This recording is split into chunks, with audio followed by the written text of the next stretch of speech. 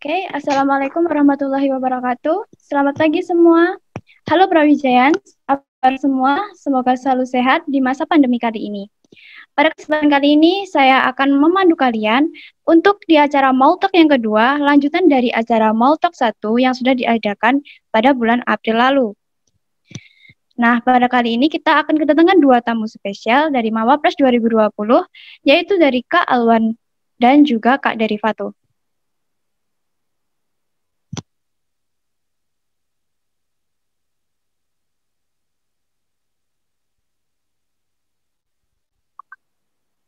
Kak Alwan dan Kak Derivato, mohon untuk on cam, Kak. Halo, udah. Halo. Kelihatan nggak? Halo, Kak. Selamat Halo. Pagi. Pagi. Bagaimana kabarnya? Sehat? Alhamdulillah. Sehat. Nah, pada kesempatan kali ini kita akan bincang-bincang santai gitu ya, Kak, tentang Mautalk ini. Untuk Kak Alwan sendiri, gimana nih aktivitasnya selama ini? Di masa pandemi ini kesibukannya apa? Ya, alhamdulillah untuk pandemi ini saya stay di pondok aja, di pesantren nanti. Jadi ya ngaji, baru itu sama ngabdi di organisasi seperti itu. Oh iya, sama Kak. beberapa kali juga masih lanjut di lomba. Gitu. Sampai sekarang masih aktif lomba ya, Kak? Ya, alhamdulillah masih. Boleh ceritain nggak tuh sedikit apa itu yang diikutin sekarang? Lebih ke nasional sih, soalnya ya mumpung online kan nggak berangkat juga. Terus kemarin sempat ikut juga yang kompetisi di Afrika, tapi tetap online juga seperti itu. Wah. Jadi istilahnya lebih fleksibel kalau online itu enak. Jadi bisa menyesuaikan waktu gitu ya, Kak? Iya, betul sekali. Oke. Kalau dari Kak Derivato sendiri itu sibukannya sekarang di masa pandemi apa ya, Kak? Kalau dari kuliah sekarang waktunya magang ya, tapi ya mumpung online gini setengah-setengah sama ngurusi startup sama kayak Mas Alwan juga ngurus ikut lomba-lomba karena mau berhenti kayak nggak bisa. Oke, malah ketagihan gitu ya, Kak? Bener.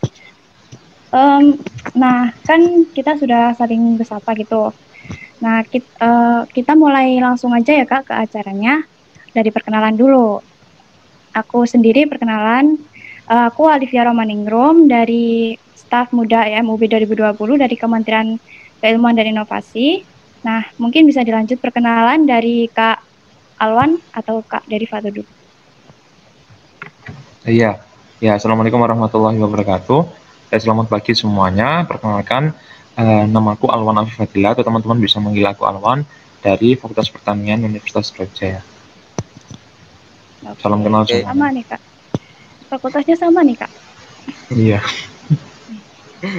Oke, dari Kak Derivato. Oke, assalamualaikum warahmatullahi wabarakatuh. Perkenalkan, nama saya Maulana Derivato Ahmad, bisa dipanggil Derivato atau Fato. Saya dari Vokasi IT 2018. Asik. Wih, anak IT nih. Sip nih. Oke, nah nanti ini teknis tanya-tanya, nanti aku bacain soalnya satu gitu ya, Kak. Nanti gantian dulu itu tanya jawabnya, mulai dari Kak Alwan dulu atau Kak Derivato. Nanti aku tunjuk terserah gitu ya, Kak. Udah siap, Kak? Siap, kayak mau kuis. Oke, pertanyaan. Oke, yang pertama ya, Kak. Menurut Kakak, bagaimana cara yang efektif untuk membagi waktu antara perkuliahan dan kegiatan perlombaan yang telah Kakak ikuti? Itu bisa dari mungkin dari Kak Alwan dulu. Ya, baik, oke. Jelas ya, seraya jelas ya? Ya, jelas, Mas. Mantap. Ya, ya jadi kalau menurutku pribadi, inti dari manajemen waktu atau ya gimana cara kita mengatur waktu yang efektif itu, intinya cuma satu sih, kalau menurutku ya, jangan menunda. Jadi ketika teman-teman itu udah menyusun to-do list atau segala macamnya, jam segini mau ngapain, besok mau ngapain, tapi kalau ditunda-tunda ya sama aja seperti itu. Jadi inti dari bagaimana membagi waktu antara perkuliahan, kegiatan perlombaan dan kegiatan organisasi, mungkin volunteering, itu jangan menunda. Jadi ketika teman-teman itu menyusun to-do list lebih spesifik lebih baik.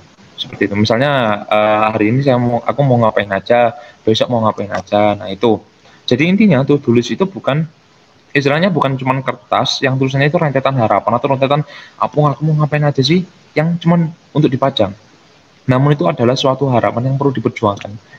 Nah, seperti itu. Jadi intinya jangan nunda-nunda. Terus ingat teman-teman bahwasanya ketika teman-teman nanti mau manajemen waktu, jangan menyamakan antara arti kata sibuk dan produktif. Karena bisa dibilang seperti ini, kalau memberi ilustrasi bahwasanya orang yang sibuk itu memiliki prioritas yang banyak.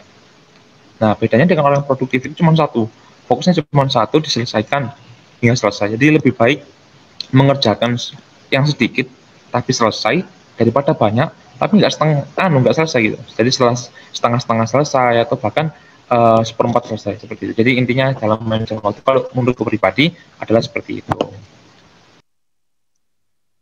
Oke, jadi intinya di manajemen waktu dan optimal dalam mengerjakan sesuatu ya, Kak. Oke, sekarang dari Kak Derivato nih, gimana menurut Kakak? Kalau menurut saya tuh masalahnya bukan di gimana cara membagi waktu ya, tapi bagaimana kita mengetahui waktu kita mau dibuat apa. Kayak tadi yang sudah contohkan sama Kak Alwan, kayak kita menggunakan to-do list itu, kita bisa mengetahui kita hari ini mau ngapain, kita besok mau ngapain, kita ada jadwal-jadwal, kita tahu kapan harus dijalankan.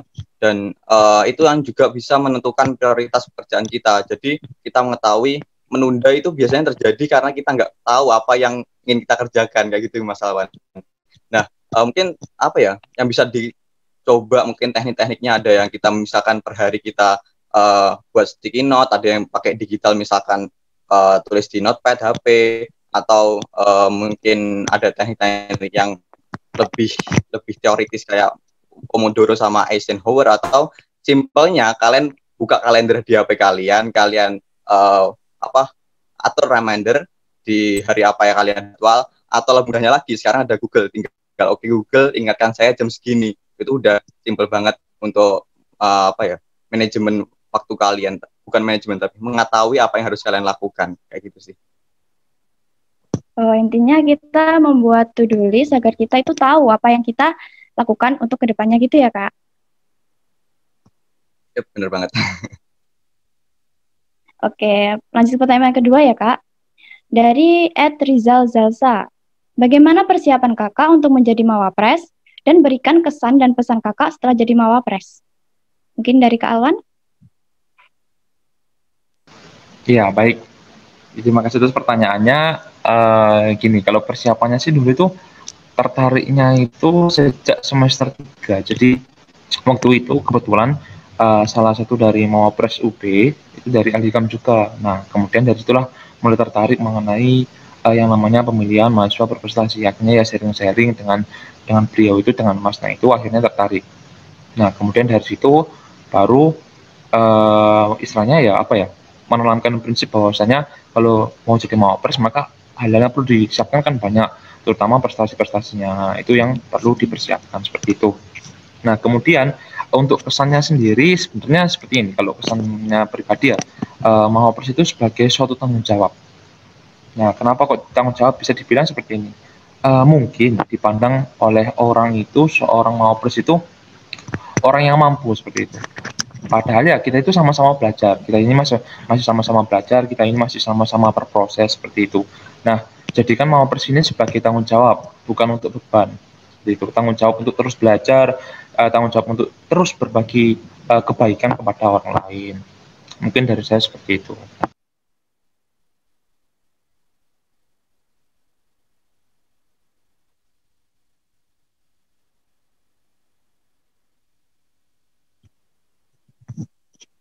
Perlombaan. Oke, kalau Kak Derivato sendiri? Kalau aku dari awal itu apa ya, buat Mawapres itu bukan apa ya, aku malah nggak ada goals, karena mungkin dulu belum sempat deket sama atau tahu dengan Mawapres atau aware dengan Mawapres, tapi ya cuma Mawapres itu aku bukan nganggapnya bukan sebagai goals, tapi itu sebagai hasil. Jadi yang dipersiapkan ya aku mempersiapkan hanya lomba-lomba tanpa aku membuat Mawapres sebagai goals. Nah, itu akan menurut pribadiku ini akan bukan menjadi beban, tapi Mawapres itu bisa menjadi semangat aja. Tapi kalau kita emang goalsnya akhir aku harus jadi Mawapres tahun depan, itu bakal jadi beban. Nah, menurutku itu sih, Mawapres itu bukan dari goals, tapi itu hasil dari jerih payah yang sudah kita lakukan dari lomba-lomba, event-event, atau branding yang sudah kita buat. Kayak gitu sih. Kalau kesan-pesannya Kakak? Kalau pesan-pesan apa ini? Untuk ini lah. Setelah menjadi Mawapres. Oh, oke. Jadi untuk kesannya saya itu dari persiapan. Sebenarnya persiapan di Mawapres itu bukan sekedar kita mempersiapkan yang kemarin kayak misalkan KTI dan lain-lain, itu bukan, tapi sebenarnya apa yang sudah kita lakukan di selama perjuangan mencapai Mawapres itu kayak lomba-lomba, tinggal dipoles dikit untuk menjadi Mawapres. Sebenarnya intinya tadi sih, Mawapres itu bukan goals, tapi itu hasil dari perjuangan kita. Baik Kak, kita lanjut ya. Di sini saya mengambil alih Alivia. Halo Brawijayan, kita lanjut ke pertanyaan selanjutnya ya. Sebelumnya pasti kalian tanya-tanya nih, kenapa kok moderatornya ganti gitu ya? Nggak apa-apa sih moderatornya ganti gitu ya. Nah, di sini aku mau kenalin dulu. Aku Rizal Sunugra dari Vapet UB 2020. Di sini saya sebagai staf muda Kementerian Keilmuan dan Inovasi YMUB 2020 gitu ya Kak. Baik Kak, langsung saja ke pertanyaan selanjutnya ya Kak. Pertanyaan yang ketiga. Ini dari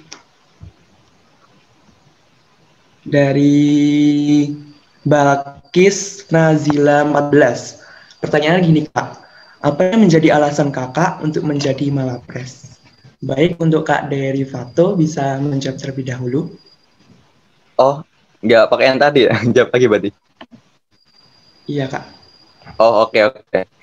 Kayaknya jawabannya bersama kayak yang tadi ditanyakan ya.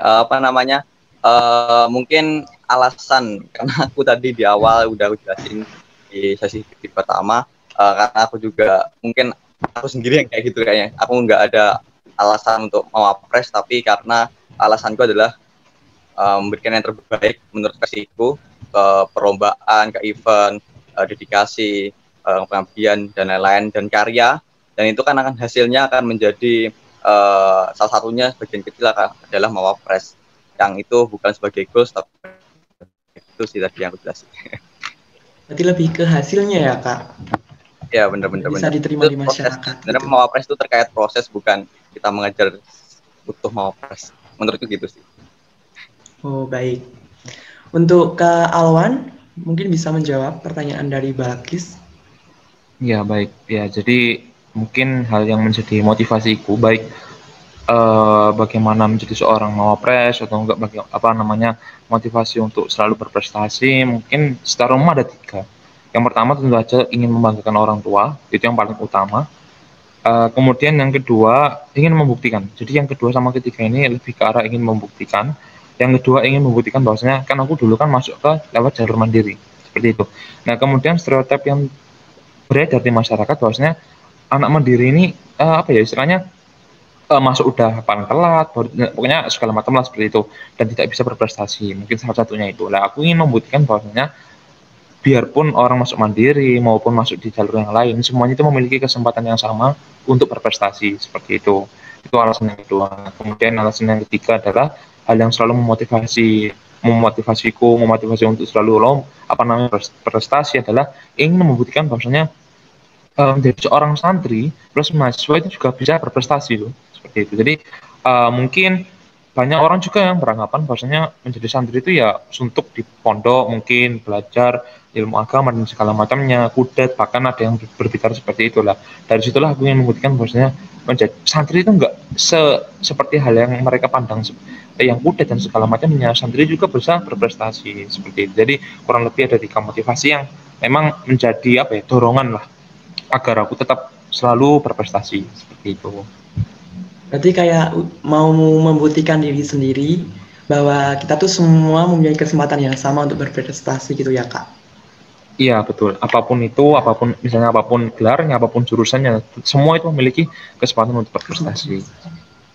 Baik, terima kasih untuk jawabannya ya Kak. Lanjut ke pertanyaan selanjutnya. Ini pertanyaan datang dari Zumrotul_KR. Pertanyaan gini Kak, langkah awal atau motivasi apa yang menjadikan Kakak untuk mengikuti banyak perlombaan dan berjuang menjadi seorang mawapres saat ini? Mungkin dari Kak Alwan terlebih dahulu, biar gantian. Halo. Halo Kak Alwan. Oh iya. Terdengar jelas ya? Di sini suaranya jelas putus-putus. Baik, Kak Alwan please. Halo. Baik, saya ulang ya Kak pertanyaannya. Oh jelas ya? Berarti yang ada di sana. Oke. Ya. Pertanyaannya dari Zumrotul_KR. Pertanyaan begini Kak, langkah awal atau motivasi apa yang menjadikan Kakak untuk mengikuti banyak perlombaan dan berjuang menjadi seorang mawapres saat ini?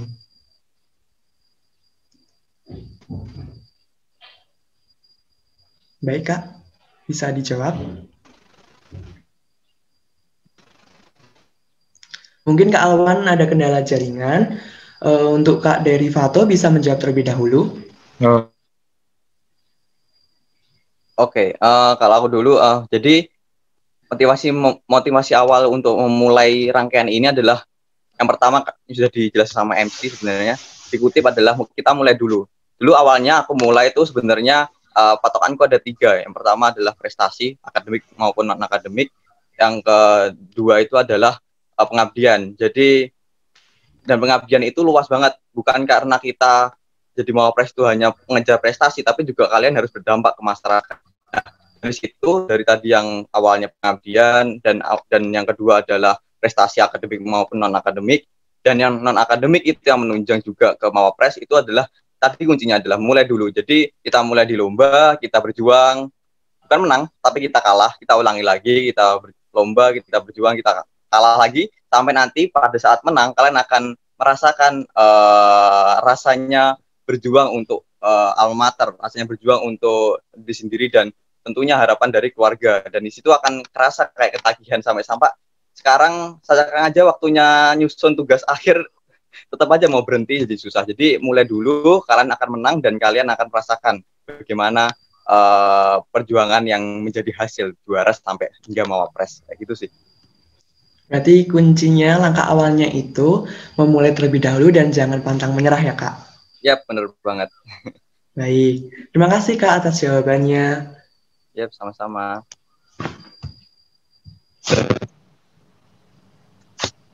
Baik, untuk Kak Alwan, bisa menjawab pertanyaan dari Zumrotul_KR.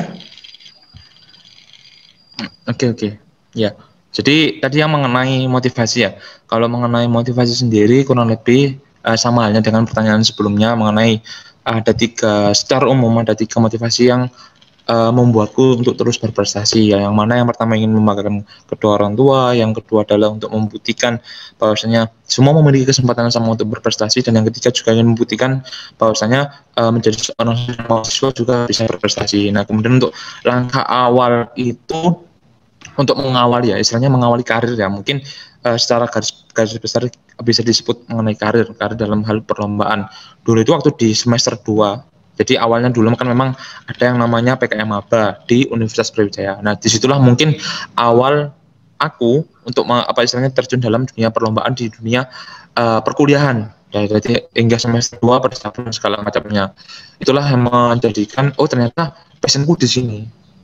Nah, passionku di sini akhirnya ya ditekuni, terus berlatih untuk menulis, untuk bagaimana menyampaikan pendapat di ketika presentasi dan segala macamnya. Mungkin itulah langkah awal serta motivasi yang menjadikan untuk ikut di kegiatan perlombaan seperti itu.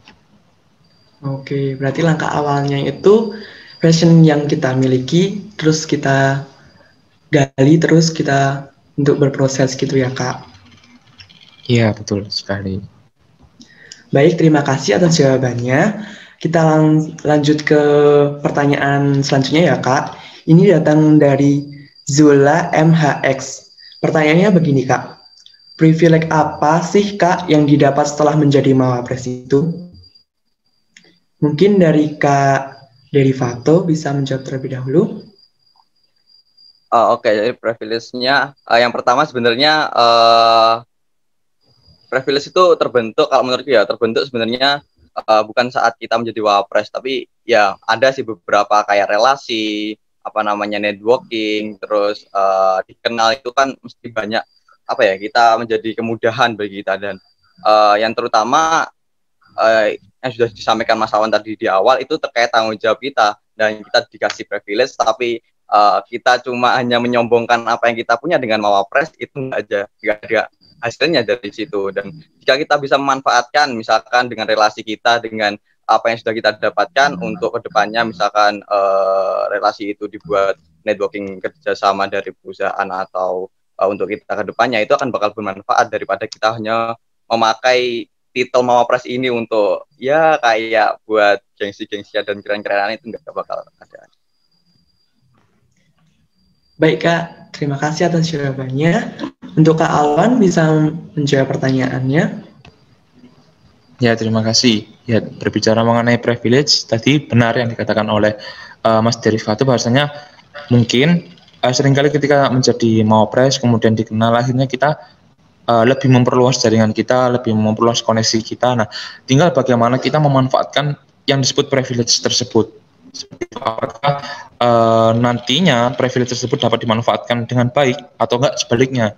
Nah, besar harapan ketika nanti mungkin ya teman-teman ketika menjadi Mawapres, bagaimana kami menjadi Mawapres, itu bisa memanfaatkan privilege itu untuk bermanfaat bagi orang lain. Jadi nggak cuma bermanfaat bagi diri sendiri, juga bermanfaat bagi orang lain. Contohnya seperti mungkin membentuk suatu organisasi, membentuk suatu sarana volunteering maupun suatu pembinaan. Nah, dari situ kan kita bisa memanfaatkan jaringan-jaringan, koneksi-koneksi yang telah kita dapat tersebut untuk disebarkan, untuk ya istilahnya untuk kebermanfaatan bersama, baik di lingkungan sekitar kita, seperti itu. Berarti terus menyebarkan energi positif gitu ya Kak? Ya, betul sekali. Memanfaatkan privilege untuk menyebarkan energi positif. Ya, terima kasih Kak atas pertanyaannya. Lanjut nih Kak, pertanyaan selanjutnya. Nih, kayaknya cukup menarik nih Kak, dari Kak Devia Savitri. Pertanyaannya gini Kak, ketika menjadi Mawapres, apakah itu sebuah keuntungan dari sebuah prestasi atau malah menjadi beban Kak? Gitu, mungkin dari Kak Alwan bisa menjawab terlebih dahulu. Iya, baik. Terkait masalah kenapa ketika menjadi Mawapres, apakah itu menjadi suatu keuntungan atau malah menjadi beban. Nah, jangan mengartikan sebuah beban itu istilahnya bukan seperti ini. Misalnya teman-teman udah menjadi Mawapres nih, jangan menganggap bahwasanya Mawapres itu menjadi suatu beban.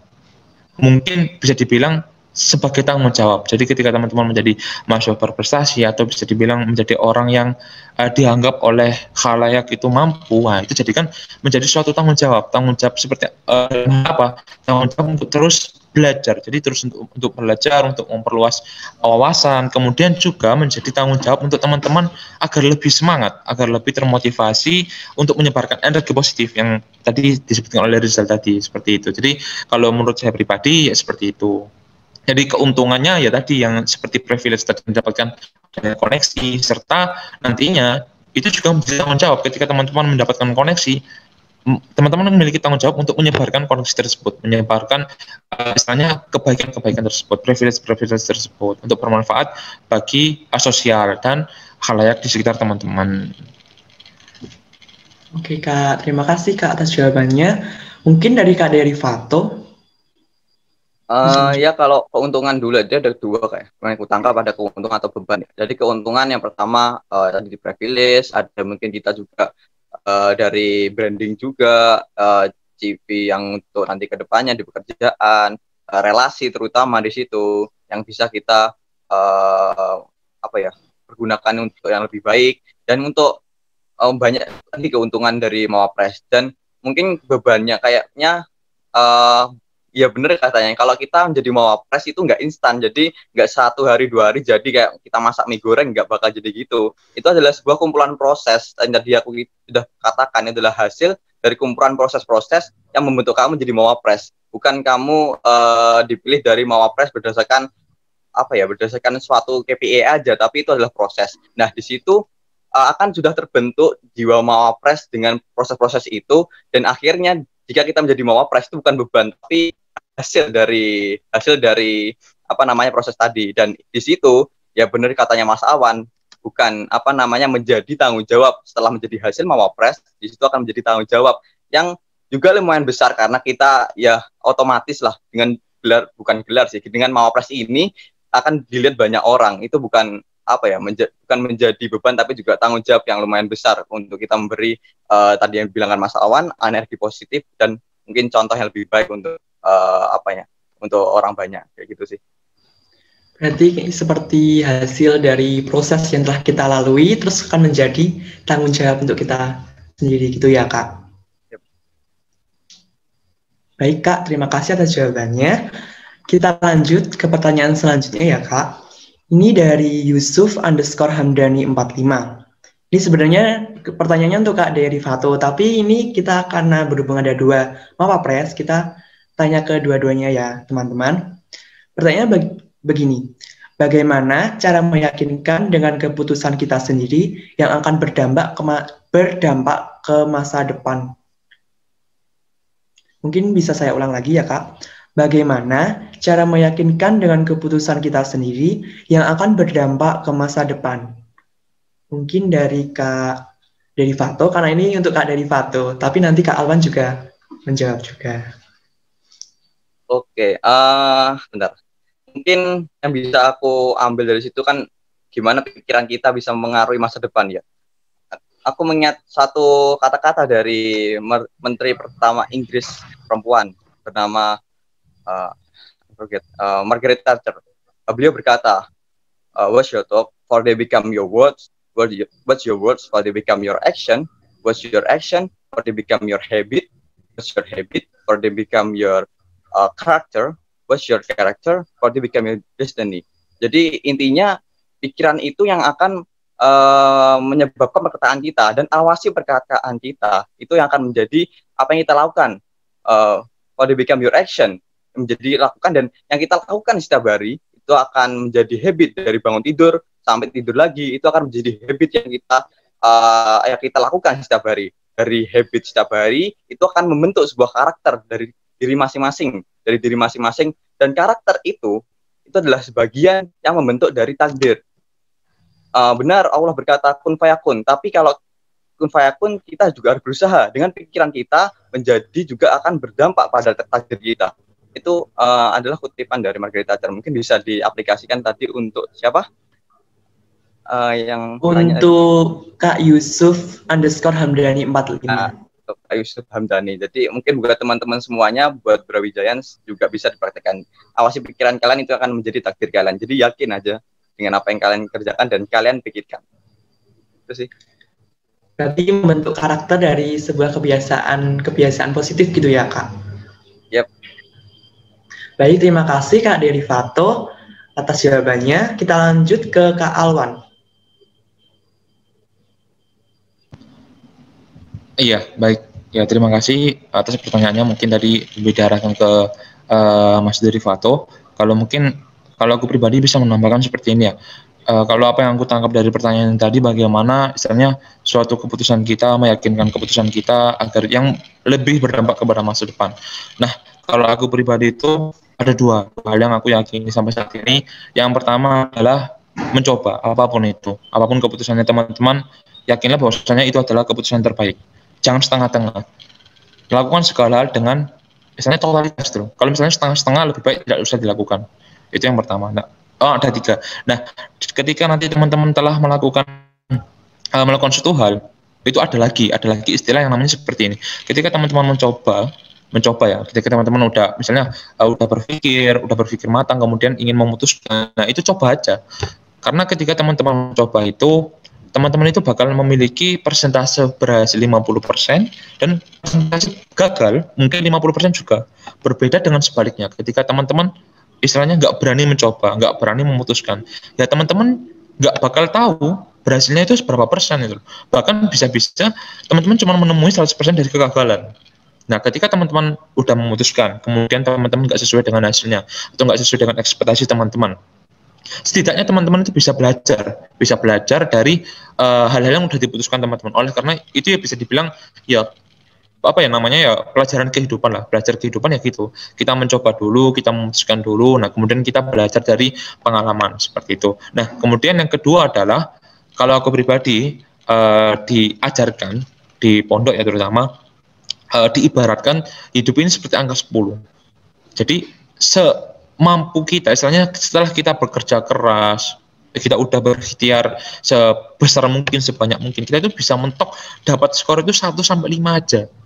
Jadi ketika teman-teman memutuskan suatu istilahnya ya, oh aku mau masuk ke fakultas ini, misalnya teman-teman di SMA atau enggak, aku mau lanjut ke S2 di fakultas di universitas ini di luar negeri misalnya, itu ya teman-teman sekeras mungkin itu cuma dapat skor 1 sampai 5 lah. Bagaimana cara mendapatkan skor 6 sampai 10?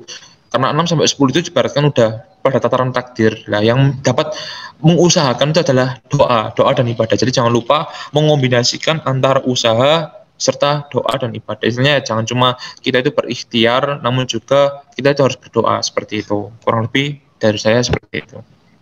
Baik, berarti dicoba, diajarkan, dan usaha plus doa gitu ya Kak. Paket lengkap sekali nih. Baik, kita ke pertanyaan selanjutnya ya Kak. Ini lagi-lagi untuk Kak Derivato nih. Tapi karena kita ada 2 mawapres nih ya, kita tetap dijawab nanti sama kedua mawapres. Pertanyaannya gini Kak, tanya dong ke Kak Derivato. Tapi ini kedua ya Kak. Udah ganteng, prestasinya banyak, kok bisa tetap humble gitu ya? Prinsip hidupnya apa sih? Mungkin Kak Derivato bisa menjawabnya. Jadi apa ya? Kayaknya itu sama kayak yang aku sampaikan tadi. Karena kalau kita sudah terbentuk menjadi karakter, kita jadi mawapres pun, kita jadi presiden pun, kita jadi DPR pun, juga sama seperti itu. Kalau apa namanya? Kalau sudah menjadi sebuah karakter, kita ditempatkan dimanapun tetap aja beda. Gini. Kenapa kok tetap aku ngedepanin aku nggak jaga jarak dengan teman-temanku yang awal sebelum jadi mawapres? Karena teman-temanku juga yang bantu aku menjadi mawapres. Aku gini, lomba-lomba juga nggak mungkin sendirian, pasti ada tim. Gitu juga dengan Mas Alwan, pasti ada tim yang support di situ. Kita bareng-bareng di situ juga sama teman-teman. Setelah kita jadi, masa mau meninggalkan teman yang bantu kita juara? Dan itu kayak kita kasih janji presiden, dan setelah kita jadi presiden, kita buang janji itu, dan kita hanya jalan sendiri, bukan gitu. Karena sudah terbentuk dengan karakter dan bareng-bareng bersama sama teman-teman, sama timnya dari awal ya kita tetap jadi gitulah, tetap jadi apa namanya kayak yang sebelum mawapres sama aja. Baik, terima kasih untuk Kak Derivato. Untuk Kak Alwan bisa menjawab pertanyaannya. Ya terima kasih. Keren nih Derivato banyak fansnya. Ya mungkin dari tadi. Ya sedikit menanggapi, mungkin nggak ada hubungannya, mungkin lebih ke arah bagaimana personal branding. Kalau aku dari aku pribadi ya, ketika menjadi seorang mawapres, bagaimana agar tetap istilahnya bersosialisasi kepada teman-teman. Kalau aku pribadi tetap menjadi seorang santri gitu loh. Jadi aku tetap mengedepankan bahwasanya seorang santri itu harus tetap tawadu kepada teman-teman, kepada guru dan segala macamnya, meskipun apapun gelarnya, apapun istilahnya, apapun jabatannya segala macam, ya kita itu harus tetap istilahnya tetap bersosialisasi, tetap ingat apa yang kita perjuangkan sebelumnya, jangan sampai kita lepas. Nah, seperti itu. Kalau aku pribadi seperti itu. Jadi tetap istilahnya sosialisasi ke teman-teman, tetap yang ngobrol atau enggak ya hangout sama teman-teman kayak gitu. Baik Kak, terima kasih. Mungkin itu pertanyaan yang terakhir ya Kak. Saya ucapkan terima kasih kepada kedua mawapres dan juga kepada teman-teman Brawijayaan yang sudah berkomentar di kolom komentar Q&A Mautab kedua. Baik Kak, ini yang terakhir ya Kak. Mungkin pesan-pesan untuk Brawijayaan apa nih dari Kak untuk biar bisa dijadikan motivasi para Brawijayaan? Mungkin dari Kak Alwan terlebih dahulu. Ya, baik. Kalau pesannya untuk Brawijayaan aja, mungkin dari teman-teman yang sedang menyaksikan video ini nanti, misalnya nih, ingin menjadi seorang mawapres, silahkan dipersiapkan jauh-jauh hari, karena persiapannya juga banyak, silahkan disiapkan prestasinya dan segala macamnya.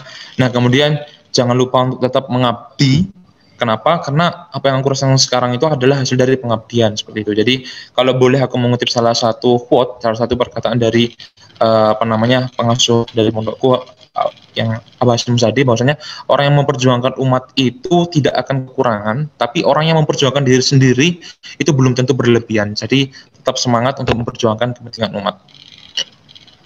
Baik, terima kasih Kak. Untuk Kak Derivato mungkin pesan-pesan buat Brawijaya nih. Oke, yang mungkin dari awal sudah ngikutin, pasti tahu. Dan aku tekankan di akhir. Jadi Mawapres itu adalah hasil dan bukan goals.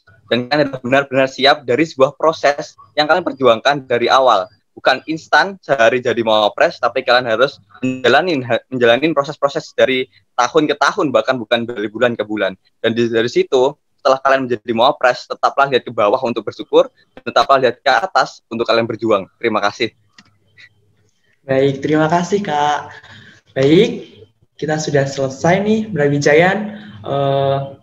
Semoga cara ini dapat memotivasi Brawijaya untuk bisa seperti kakak-kakak ini bisa menjadi Mawapres gitu ya, nantinya akan menyebarkan energi positif. Amin gitu ya Kak. Mungkin bisa foto bersama dulu. Oke.